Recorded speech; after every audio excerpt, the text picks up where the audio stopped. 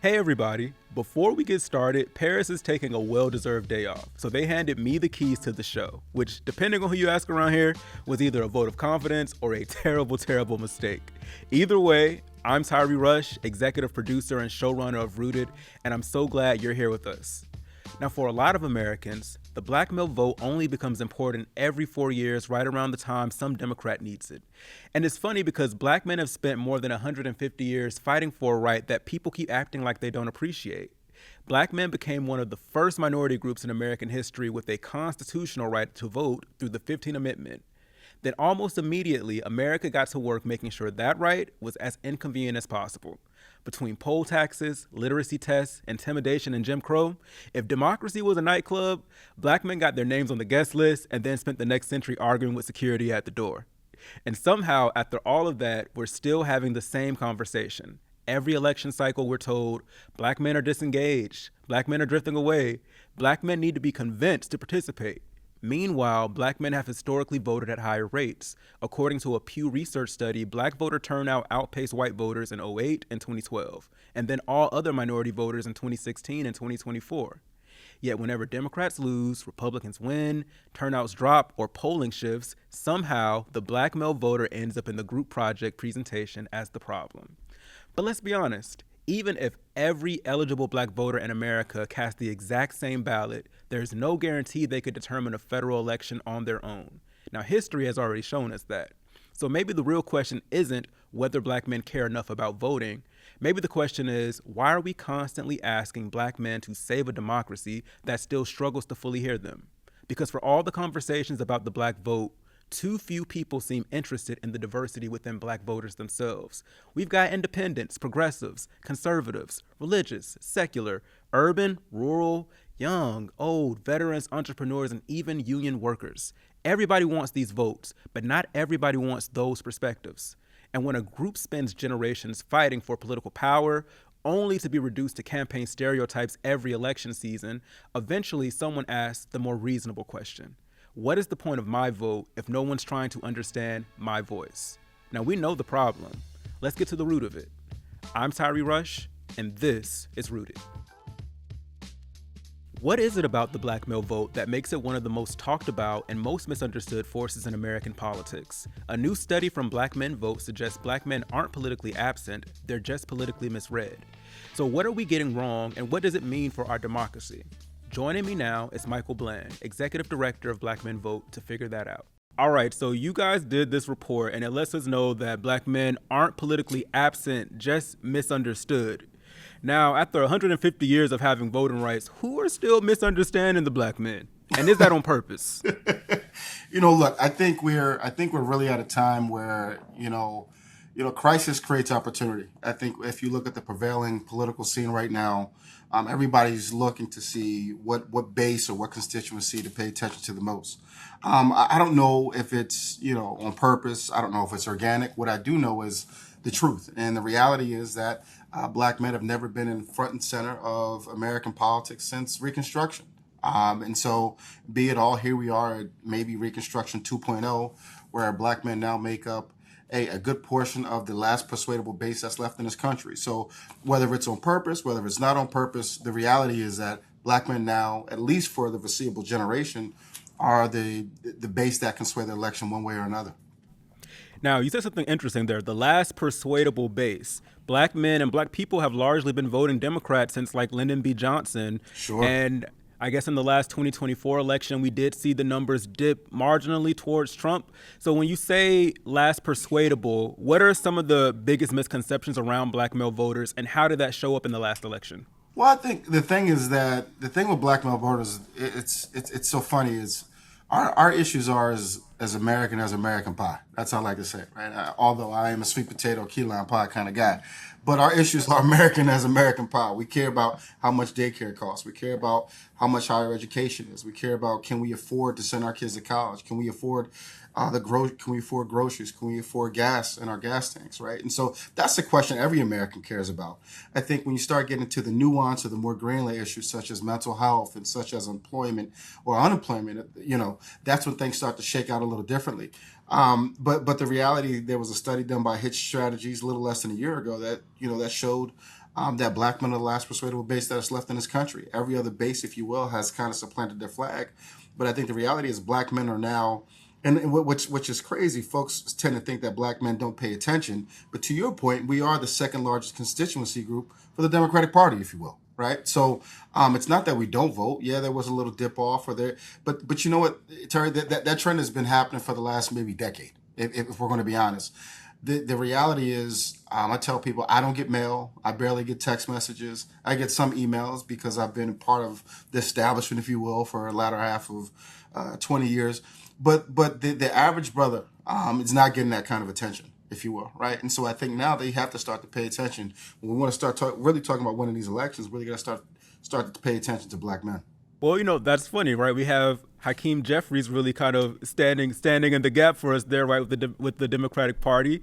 There was a Pew Research Center study that showed that around 67% of black men don't believe that the electorate system is set up for black men to thrive and to win. But, your own report shows that about 92% really do believe in voting. So how do you explain that dichotomy where we're actively showing up, the second largest constituency in the party, and still not really believing that our vote means anything? Why do we keep continuing? And why did you as an organization want us to? Well, look, I think the reality is this. If we think about black men, or black folk, for the latter half of, again, since Reconstruction, so you're talking about almost 100 years now, we don't vote for capitalism, we vote for survival. And so when you talk about that mechanism of voting for survival, what matters to you the most, we have to show up, right? It's, as the old term goes, the lesser of two evils, and you know how this goes, right? Why the Democrats now vote for the Democratic Party, right? It was, who was going to pick up the phone call when Martin Luther King was in jail, right? And so had Richard Nixon picked up the phone and kind of,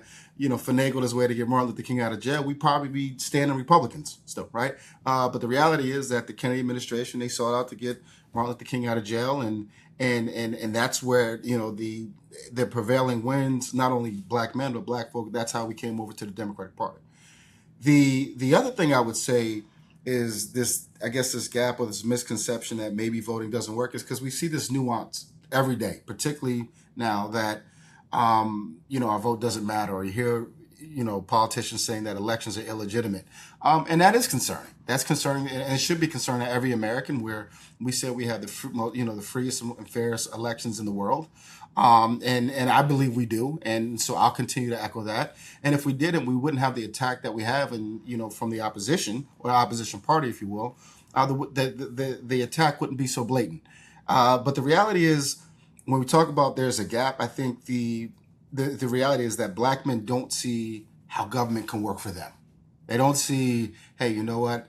They don't feel that the drop in insulin, if you will, right? I know that was one of the things that was championed in the last administration, is a reduction in prescription drugs and insulin. They don't see that immediately in their pocket, right? Or they don't see the benefit of how can I really be a staple in my community. They don't see that benefit immediately. Or they don't even feel like they're involved in the conversation, if you will. A lot of times you're in campaigns, you hear, okay, we're going to have a conversation with suburban white women, we're going to have a conversation with Latino women, and we're going to have a conversation with black women. And those are going to be the folks that come over. Well, you still have this big subgroup of black men that are saying, well, what about me? What about the issues I care about? And the reality is that the message doesn't change. It's just the messenger. So, when we talk about intentionality, or if we figure out, or if we're trying to configure if this is, if this thing really works for us, we have to see us more in the process. You're hyping on something interesting here, because when we see black voter turnout be its highest, and in particular black male voter turnout be its highest, it's 2008 and 2012, where we have Obama running. And, there have been critiques around what Obama has or hasn't done for black men, sure, with the 16 years now that we have post his presidency. But we did not see that same sort of turnout with Kamala Harris. When we see black voter turnout in cities like Baltimore and Atlanta and Birmingham, with the mayors that we have there, sure, and the fact that we have maybe, 6 black women running for Senate right now and not really sure how it's going to turn out in either way, Do you think there's a bit of a gender bias in terms of wanting black representation for men? You know, I often say optics over operations. Is it more important for black men to see men in power than it is for them to have their issues represented?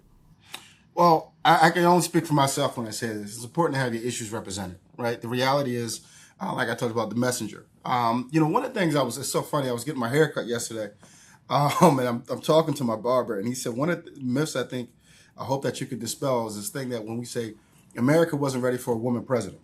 Well, in fact, America, Hillary Clinton did win the popular vote. So America was ready for a woman president, okay? When I look at the representatives, or I look at my own path, my career path in politics, a lot of the vast majority of my bosses in leadership, whether it be a state rep, whether it be a member of Congress or the Senate, they were women, and they were phenomenal at their job. I think one of the things that we also see is, I think political science would tell us that, we may not want to see a woman as an executive. And I think that was a study that was done years ago. But I think the reality is now, given where we are in our country, we have to look at what's in the best interest of us, one as a nation, right? Because, I think we have to start tearing down these barriers. Be it all that I am the executive director of Black Men Vote, but I still want to say, yes, I am a black man, but I also am an American, right? And so what's best for America and how America has been reshaped and reformed. But I think we have to start, and part of it is my job to talk to black men is, yes, representation could look different, but your issues can be carried by a myriad of different people. And that's been the story of America, right? The success of America, the success of some of the most important pieces of legislation that we've gotten passed have not maybe looked like the people that it's been passed for, right? It's been, it's been coalitions, it's been allies, it's been groups of people who've made this thing work. So the one thing I would like to echo to brothers, look, it doesn't matter if it's a black woman, it doesn't matter if it's a black man, white, it doesn't matter. It's who can carry our issues the most and who can actually get things done. And I think that's what Americans have been saying. Look at the primary races, and you're looking at the dichotomy of where this election cycle is headed, right? We're seeing Americans say, whether they look like me, whether they look a little different, they're saying we're actually looking for people who can get things done. And so I think that's what we're going to see in November as we continue to see it, that kind of fallout in the primaries. We're just looking for people who can get things done and who have a track record of getting things done. And in terms of getting things done, SCOTUS recently gutted voting rights and black voting strongholds. So how do you see your work existing in this current moment, specifically galvanizing black male votes in places where there may not be as much voting power as was once previously held? Well, look, I like to start first and foremost, all politics is local. So granted that, Clay's decision has made a huge impact on the makeup of what Congress is going to look like. The reality is when we talk about all politics is local, this is going to go back to what the census is going to look like. This is why we have to tell each other we got to participate in the census, because your census determines the outcome of your representation. And so, it is a little bit deflating, particularly when you think about our brothers and sisters in the South and saying, okay, the maps were drawn so we could have representation. There were actual cases that were fought before the Supreme Court to say that we could have equitable representation. One be it all the Civil Rights Act, right? But the reality is we got to have skin in the game. We can't sit back. We can't be empathetic or sympathetic, if you will, right? We have to be optimistic. We have to be proud. And let me say this. The energy that I've seen around the country, particularly in the South, but across, all across the country, our folks is excited. They're excited about this upcoming election cycle. And they want to prove that, I guess, the be it all stereotype of, because some things have changed, I'm not going to participate, right? I think we're going to see enough folks have skin in the game here where they're going to determine the outcome of a lot of different elections where folks aren't even counting on or thinking about, because they know that not only are their lives on the ballot, their livelihood is on the ballot, but future generations are on the ballot. And it's not the, singing the old Negro spirituals and getting involved and getting excited that way. They're like, no, we actually see it in real time. And so that's the one thing I can appreciate about this administration. They let it bubble up, and it's really plain. It's a black and white. And so what we have seen is an uptick of participation of folks wanting to be involved in the process and do more than just vote. They want to activate and they want to advocate. And it's interesting, a large part of your study shows that black male voters are more diverse than we think. About 1 in 5 are independent, another 1 in 5 are conservative. And given the kind of administration that we're in, I'm wondering if you believe that Black Americans can find advocacy and representation outside of the Democratic Party. Yeah, I think, look, we're at a time, and we appreciate this. This happens, every so often. Maybe almost every 50 or 60 years we see this. It's not quite seismic, but we see a shift, if you will, in our electoral politics. I think, and I'll go back to what I said earlier, I think that not just African Americans, but we're talking about Black men, but African Americans, that's the question you posed. We're looking for people who are actually going to get things done. The status quo, the politician who's been there 20, 30 years and saying, this takes time. Folks like, we don't have time. And they're looking at other politicians around the country who are moving the needle, who are, getting their work done, who are putting skin in the game and saying, how do we change the pendulum? How do we help move different outcomes for Black and brown communities or our communities as a whole? I think what we'll see more and more is a younger generation start to step up because they don't see what they, albeit all, this great nation being a great nation for them. And so they want to live out her promise, right? We're talking about her 250th birthday, and we want to live out her promise, her being America. And so the one thing that I love seeing this fight in democracy is that we're seeing new, vibrant young leaders bubble up with new ideas. In the words of my former boss, Johanna Hayes, it has to look different. And so, the old ways are the old ways. And so it's time for us to think about new ways in getting things done, whether that be on the federal, state, or local level. And so I'm excited about this new crop of leaders that are bubbling up.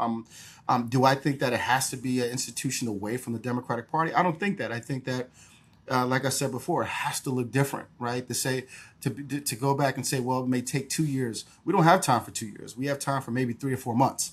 And I think one thing that we see from this administration is when he says he's going to do something, he's going to do it. And he said, I don't care if it's Congress. I don't care, what I need approval from. I'm going to do it. And he just doesn't. People are like, wait, we thought this thing takes time. So that's the one thing we see the benefit of this administration is that if you say you're going to do something, just do it. And he does do it. That's the one thing I'll give him credit for. Good, bad, or indifferent, he does do it. And so I think this new generation that is now saying, do I want to be a Democrat? Do I want to be a Democratic Socialist? Am I moderate? Or particularly Black men that are rooted from all sides of the different pendulum, right? We say it all the time, Black folks aren't monolith. The one characteristic that does show up the most is that Black men want to be providers. They want to be family men. They want to be men in their community, right? And so how does that show up in their politics? How does that show up in their, when they make decisions about who they want to represent them? And that's not the conservative value of a conservative. It's, hey, I have conservative values on how I want to raise my family. And I want that representation represented in somebody who's going to represent me. So, I think that it's time for us to look at democracy, which was promised to us that this is an evolving exercise of evolution, if you will, right? Always having to adjust, right? It's like writing a campaign plan. It's a living document, right? It's always going to change. But that's the great thing about democracy. It's a living document. It's always going to change. And I'm excited that given where we are, it has to look different, and it will look different. You mentioned young Black voters, and Gen Z is the largest voting bloc, period, right now. Sure. The youngest voters tend not to show up as much, but we are seeing Gen Z, and particularly Black men in Gen Z, have a more conservative political outlook. So as you're galvanizing Black men to join, the voting community, the eligible voters to vote in the way that they choose, what do you think that Black conservatism, particularly amongst younger voters, might look like for the future of Black political power, Black political identity, so on? I think what we see in Black conservatism, if you will, if you're talking about this part in general, is that they're taking advantage of capitalism, right? And again, I said this in the beginning of the interview. One of the things that we have traditionally voted for as African Americans in this country have been survival, right? Which candidate or which party is going to help me survive? And now look at this evolving this evolving world, capitalist global world that we have now that the world has opened up, right? At one point, it was just a few of us that were trading and bartering, right? And we didn't have skin in the game. Now we're like, wow, the whole world is in front of us, right? And what party actually gives me the best chance to be a part of that? Black conservatives believe that is maybe the Republican Party, or more conservatism that gives them the more global reach and entrepreneurship and capitalism. And that's something that's not talked about as much in the Democratic Party. I would love to see that more. And I think that those are values that still can be part of the Democratic Party as well. But the reality, that's what, to me, when you talk about black conservatism, when I speak to black conservative men that look just like me, that go to the same barber as me, that play at the same playground as my kids, or go to high school with my kids, or play soccer with my kids, right? They look just like me, and that's what I hear, right? They're like, hey man, like open markets, I can, I'm learning a new trade. I'm learning how to use my money. I'm learning how to invest my money. I'm learning how to become a business partner. That's not something I hear from your party, right? And so that's what that looks like. But the reality is that those are also values that could be and should be instituted in the Democratic Party as well. In the Democratic Party's 2024 election autopsy, one of the revelations that it had is that it focused too much on identity politics, and we've seen maybe some shifts from the party's campaigning to focus less on the way people look and more tried and true economic issues. Do you think that there is an opportunity in that for black men to actually get more access, or are they operating at a deficit by not doubling down on what has traditionally worked for galvanizing the black vote?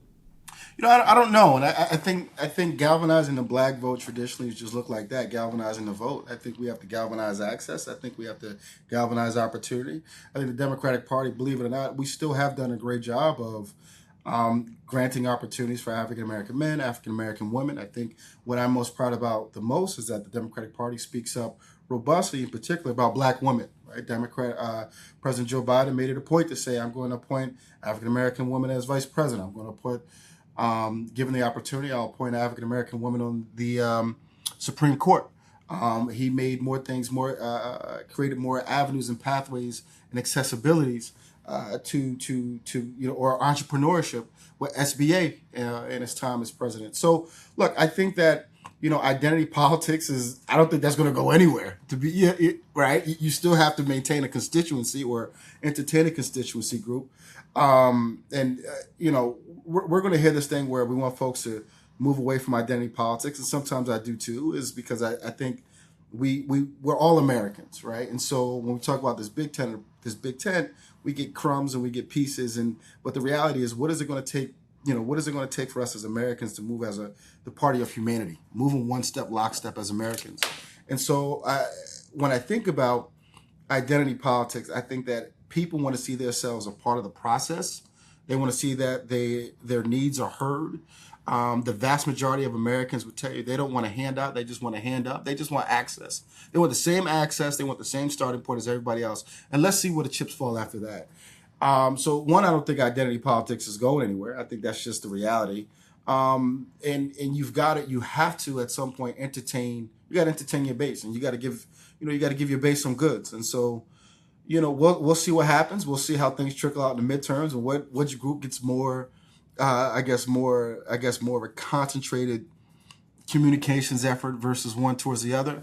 But the one thing I can tell you as it pertains to black men, and I've said this ad nauseum, at least for the past year, and more recently as our research has come out, black men are as American pie. We help make this fabric of this country, and we continue to help make up the fabric of this country. The reality is that we need to be counted out. We need to be counted in and not counted out, and we need to be entertained again. And just like we entertain issues like choice, right? Choice matters. Choice matters to black men too. I'm a dad with 3 girls, right? So choice matters to me. These are issues that aren't different, but the message carries differently with the messenger. And so I think it's about time we give black men a platform, wherever you want to go, but give them a platform and help, entertain them as well. Because our vote matters, and it's going to make a huge difference in this midterm election and even in the presidential election moving forward in 2028. So with so many black men identifying as political independents, what does that platforming look like if it's not facilitated through either specific party? I think that independence is just the word independence. They don't want to, one way or another connect themselves to one political ideology. They want to be independent thinkers. I think, this notion that, I'm an independent, so I'm kind of like your Ross Perot independent, if you will. No, it's like, hey, I'm an independent thinker. I can have conservative values, and I can have socially liberal values, right? Or I can be fiscally conservative and socially liberal, right? I guarantee if we tested that, 90% of black men would show up as that, right? Like, I don't care what you do, but don't touch my money, right? I want to earn my money. I want to feel it. I don't want to be taxed out, and I just don't want my money to go to waste. But I would also push you and say that the vast majority of Americans will feel that way. So the independent platform, I think, is more or less, I want to show up as an independent thinker. I don't want to align with one party over the other. And I want to show up for somebody who is going to do right by me and help me, one, be a steward of my family, a steward of my community. And then I want to align myself, if at all, be it that I have to, align myself with a party that represents the values that show up as me. However you look at the numbers, one thing is certain. Black men remain a consequential force in American politics, and it's not because they all think alike or vote alike, but because their experiences, priorities, and participation continue to influence where this country goes next. For more conversations that get to the root of the issues shaping our communities, be sure to follow Rooted wherever you get your podcasts, watch us on YouTube, and visit us anytime at gbhnews.org. I'm Tyree Rush, reminding you to stay rooted, stay registered, and most importantly, stay tuned.